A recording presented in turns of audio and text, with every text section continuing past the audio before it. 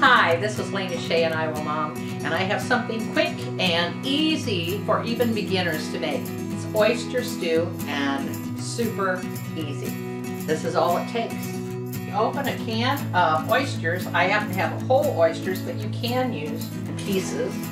And then we're going to dump it into the pan, liquid and all.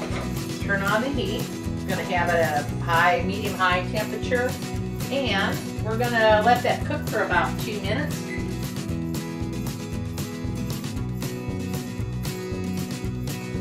And I'm going to measure 3 cups. I won't put it in yet because I want those oysters to heat up first. Oh, you can see the oysters are bubbling now. And I'm going to pour it in kind of slow.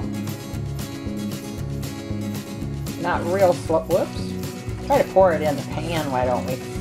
Okay, I'm pouring it in and stirring a little bit.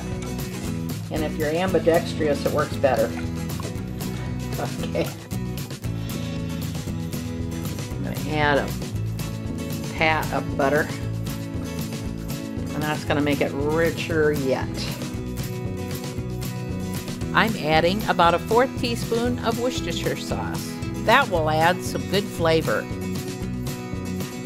I can see steam coming off of it. That's great. We're turning off the heat because we do not want this to boil. If you boil milk, it's going to curdle, and what that means is it's going to clump up and you have all these little white clumps in there. It is not pleasant. It is not something we want. So now we are ready to dish it up. It's steamy hot. I'm going to add a pat of butter on top just for a garnish. I think it needs a little salt. I'm just going to sprinkle salt and pepper on it. And then I'm going to serve it, I'm going to serve it with some oyster crackers. Makes it even more fun. Quick and easy oyster stew. This is Lena Shea and Iowa Mom. Thanks for watching. And now I'm going to clean up the mess.